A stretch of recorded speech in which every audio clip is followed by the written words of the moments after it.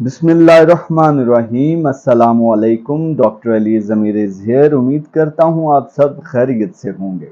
दोस्तों, आज एक बहुत ही दिलचस्प मौजू आपसे डिस्कस करना है। आजकल मैदे का अल्सर बहुत ज़्यादा आम है। इसकी वजूहात क्या हैं, इसकी अलामात क्या हैं और इसका इलाज क्या है, आज इस वीडियो में डिस्कस करते हैं। और अगर आपने अभी तक हमारा चैनल सब्सक्राइब नहीं किया तो अभी सब्सक्राइब करें और बेल आइकन को क्लिक करें ताकि आने वाली हर एक वीडियो आप तक पहुंच सके। दोस्तों, मैदे की अंदरूनी दीवार, म्यूकस मेम्ब्रेन इसको कहते हैं, इस पर या इंटेस्टाइन यानी छोटी आंत या बड़ी आंत, अमूमन छोटी आंत की अंदरूनी दीवार पर जख्म हो जाते हैं। इसको हम अपनी ज़ुबान में अल्सर कहते हैं। अब इसकी मुख्तलिफ टाइप्स हैं: peptic ulcer, H pylori ulcer, drug induced ulcer. सबसे पहले तो अलामात की बात करते हैं। तो इसमें अलामात अक्सर मरीजों का वज़न कम हो सकता है, दिल खराब हो सकता है, उल्टी आ सकती है, कुछ खाने को दिल नहीं करता, बंदा आवाज़ार रहता है, परेशान रहता है और उसका दिल करता है मुझे कोई ना बुलाए, उसको डकार आ सकते हैं और वो थोड़ा सा खाना खाने के बाद ऐसा महसूस करता है कि जैसे मैंने बहुत ज़्यादा खा लिया है। और मैदे में गैस तेज़ाब खुराक की नाली की तरफ आती है तो मरीज़ को महसूस होता है कि जैसे मेरे दिल में दर्द हो रहा है। तो ये चेस्ट पेन बहुत सीवियर इसमें होती है। दूसरा, इसमें फिर फटीग होती है, यानी बंदा हर वक्त थकावट सी महसूस करता है। हम इसके कॉजेज़ को देखें तो सबसे मेन कॉज इसमें आता है ड्रग इंड्यूस्ड अल्सर्स। सबसे मोस्ट कॉमन ड्रग्स हैं NSAIDs, non steroidal anti inflammatory drugs, जिसमें Disprin, diclofenac sodium, diclofenac potassium और मुख्तलिफ ये दवाइयाँ आती हैं।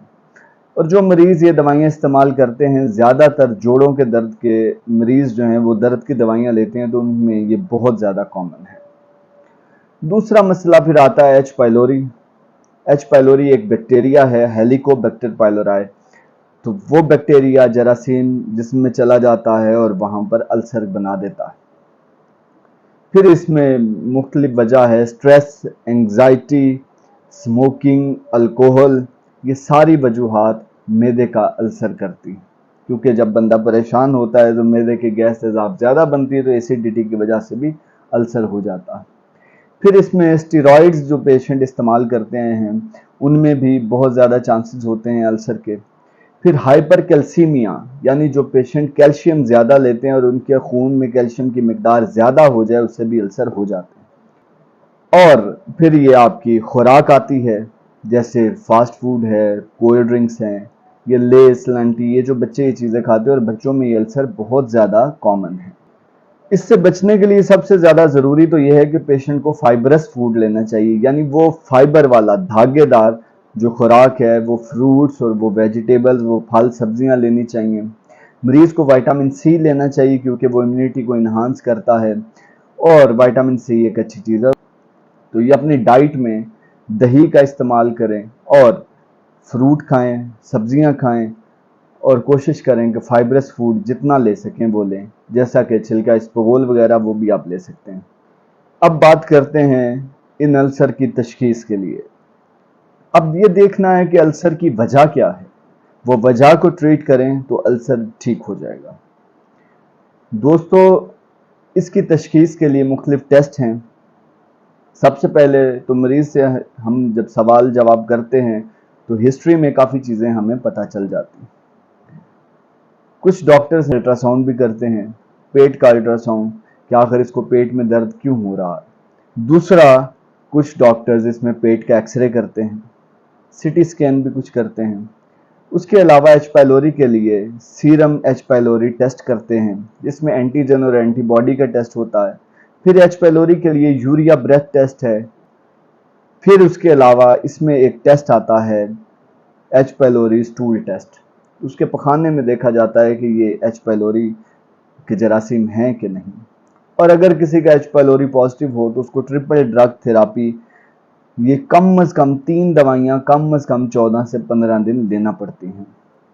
उसके अलावा बहुत सी दवाइयाँ हैं جو آپ ڈاکٹر کی ہدایت کے مطابق، جیسے پروٹون پمپ انہیبیٹرز ہیں، H2 بلاکرز ہیں، اینٹاسڈز وغیرہ ہیں، وہ ڈاکٹر کی ہدایت کے مطابق، مریض کی کنڈیشن کے مطابق لینی پڑتی ہیں۔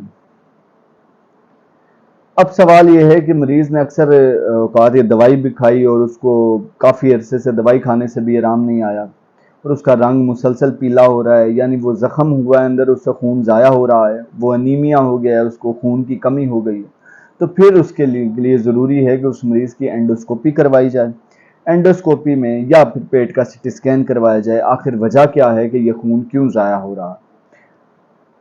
پھر آتا ہے میڈیکل ٹریٹمنٹ کے بعد سرجیکل ٹریٹمنٹ۔ سرجیکل ٹریٹمنٹ میں یہ ہے کہ اگر کوئی السر ہے یا کوئی ایسی ویسل ہے، کوئی ایسی آرٹری ہے یا کوئی بھی ایسی جگہ جہاں سے خون ضائع ہو رہا ہے، تو اس کو اینڈوسکوپی، ایک کیمرہ جو خوراک کی نالی کے ذریعے، منہ کے ذریعے ہم جو ہیں وہ معدے میں بھیجتے ہیں، وہ جہاں پہ السر نظر آتا ہے اس کو ہم لائگیٹ کر دیتے ہیں، یعنی اس کو باندھ دیتے ہیں تاکہ وہاں سے خون ضائع نہ ہو۔ سوال یہ ہے کہ آپ کو ڈاکٹر کے پاس کب جانا چاہیے؟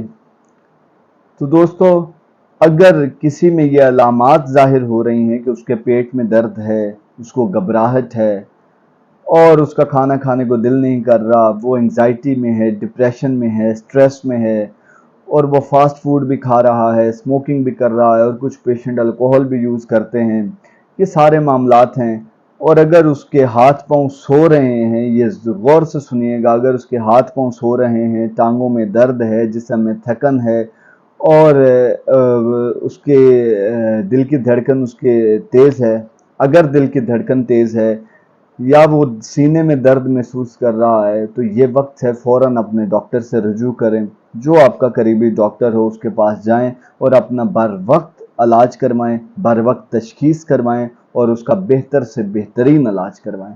اللہ تعالیٰ آپ کا حامی و ناصر ہو۔ امید کرتا ہوں آپ ان ہدایات پہ عمل کریں گے اور انشاءاللہ ایسی تمام بیماریوں سے بچے رہیں گے۔